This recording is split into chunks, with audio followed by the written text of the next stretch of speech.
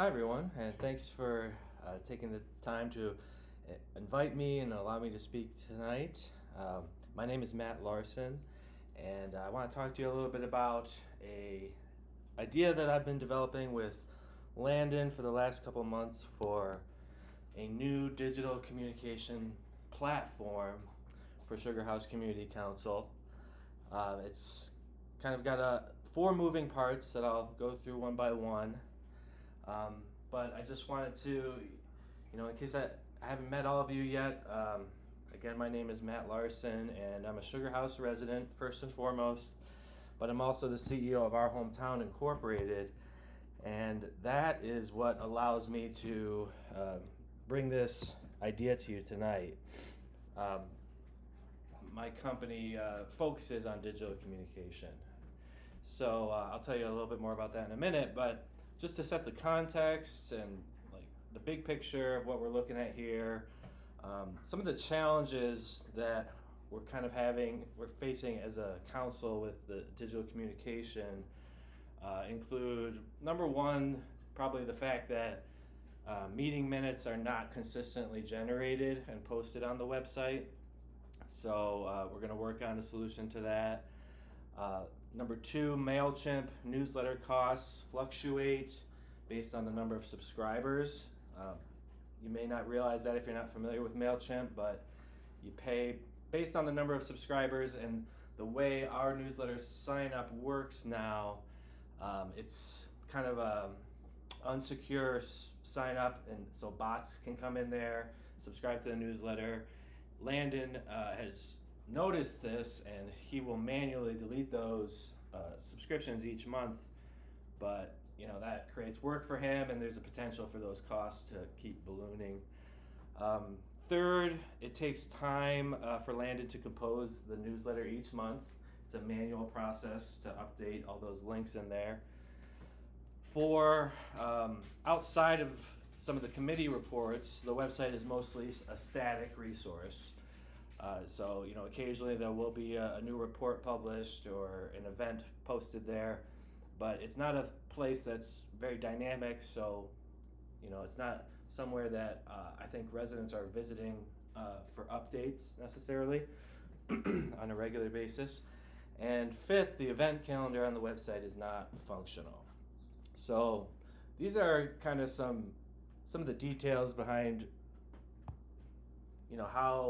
how our outreach is currently working. At Our Hometown, we provide solutions to address a lot of these issues, and it's going to come in four parts. My proposal for you all is to first redesign the website on our WordPress platform. That will allow us to integrate the newsletter directly into that workflow, so it's one area that you log into to do everything. There's not a website login and then a MailChimp separately. Also, third is the ability to draft meeting minutes using AI. I'm working on a tool. Primarily, it was originally developed for the publishers that I work with at newspapers, but I'm finding a lot of interest from community councils in using this tool. So you all would be the first ones to sort of implement it on our platform.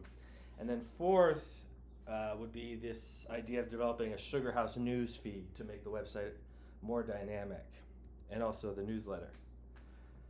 Okay, so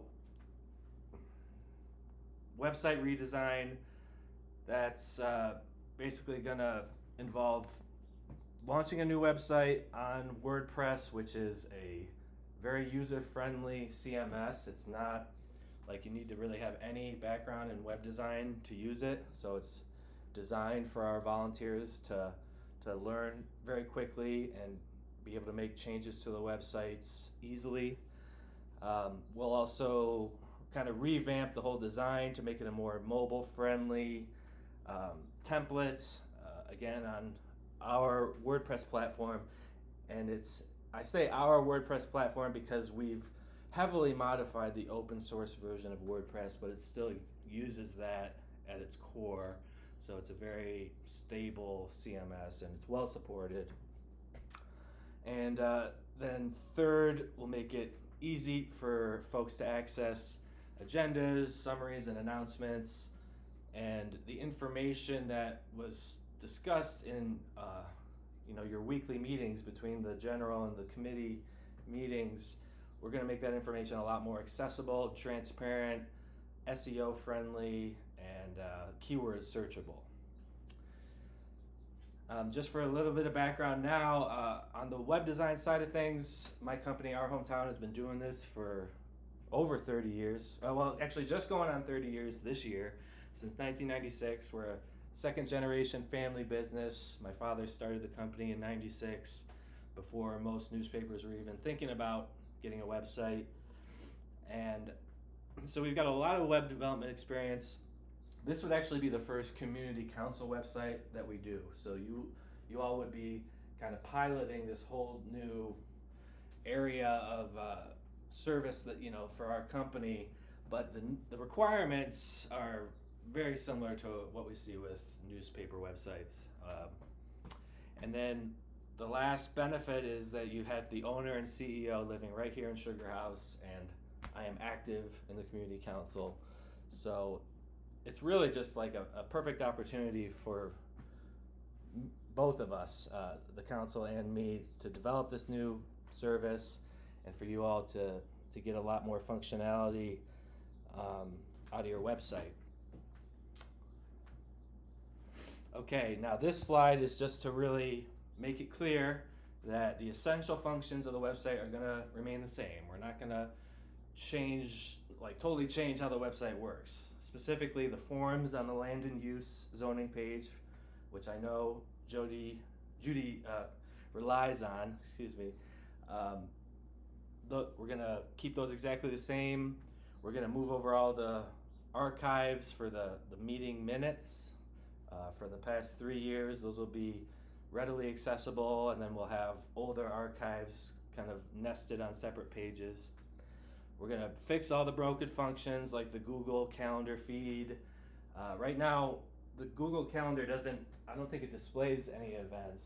So we'll get that working so that it's actually showing the events, and we'll also make it possible for residents and members of the council to download our Google Calendar into their personal calendar.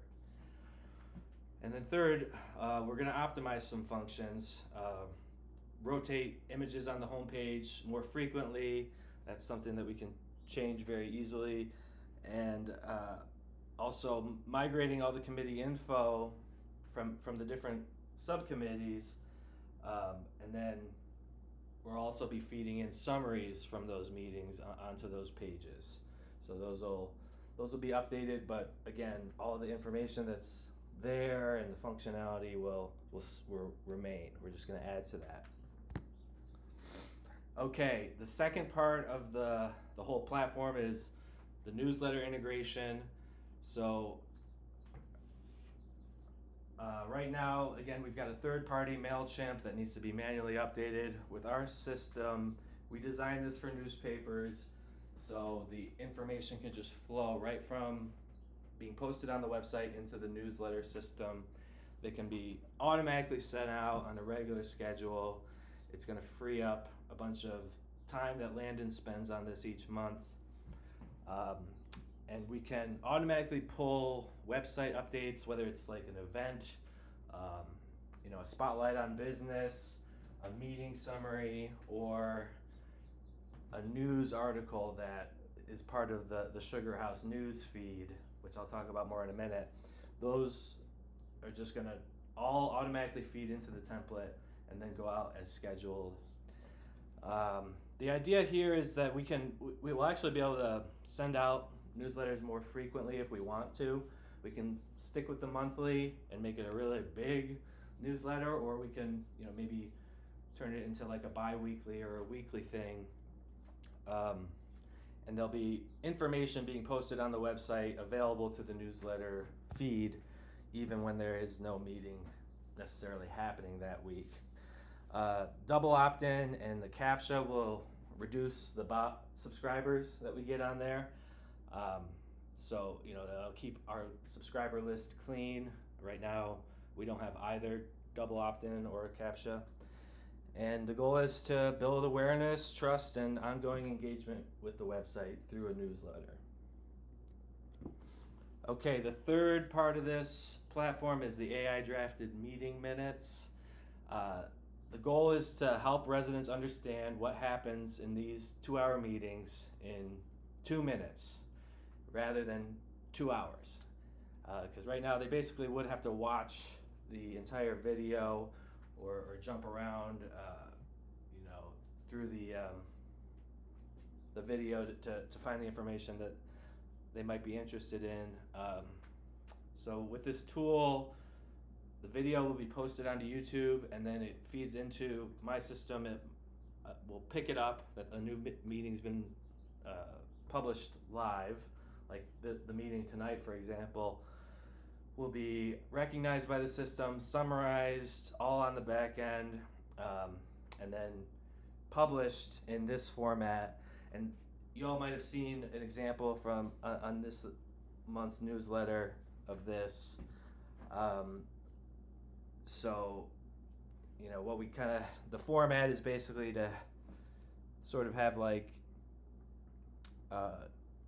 each topic with a timestamp of when the discussion begins, so you can just click on that timestamp and the video will go right to that point.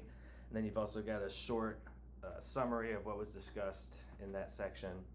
We're going to do this for both the general and the committee meetings. We just need to capture a recording of them, which I think some of them are being recorded now, some of them aren't, but we'll work on that. The summaries capture the key decisions and discussions and highlight those. They're quickly published after each meeting, probably get it out usually the day after, and then it'll be on the website immediately, and then also in the queue for the next scheduled newsletter. Full transcripts will be part of this, so they'll be available and keyword searchable, and that's the key thing here. We don't really have those transcripts available on the website to drive SEO. So, if it's not described in a meeting minutes, then the information is kind of lost right now. The transcript exists on YouTube, but we would replicate that on the website along with the summary. Okay, and so the goal is to reduce volunteer workload and improve transparency. I think I already had that one. Delete that now. Okay. And then the last, fourth feature would be to develop this idea of like a news or Sugar House news feed. And again, using AI, I would take the summary, article, and the transcript, and then sort of tease out a full article on 2 to 3 topics probably from each meeting, sometimes more. You guys cover a lot of different things in each meeting. So then what we could generate is a newspaper styled article about just that one topic. So if you look at what we have here, these are 4 topics that were discussed in the January meeting that I generated a full article for, just using the transcript and the agenda as input. So, that will allow us to multiply the content that we're producing each month, so it won't just be a minutes kind of styled summary, but it will also be, probably 4 to 6 or 7 articles a month that will appear on the website homepage and also in the newsletter. And we can share them on social media. So the goal, so this is just kind of a summary. We've covered all these points already, but just what the system improves on, what it adds, in terms of what's sort of lacking now and what could be improved on or what could be automated.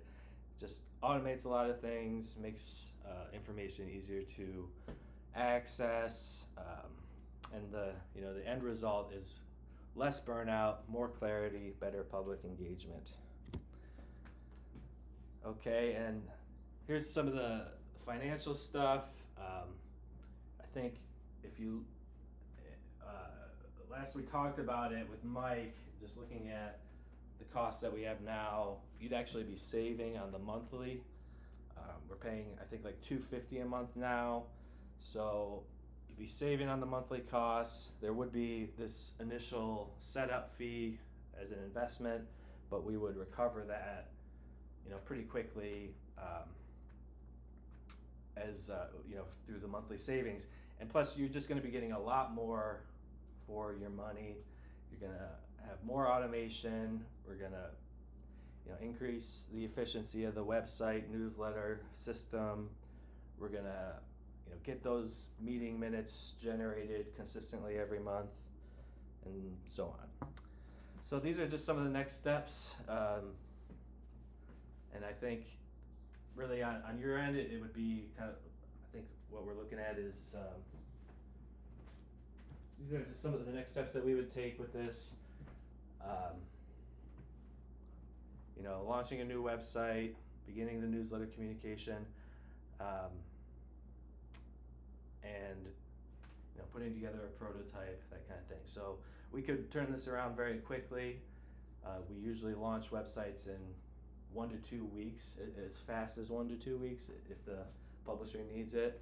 So we're ready to hit the ground running on this. And yeah, that's pretty much all I have for you all tonight. Any questions?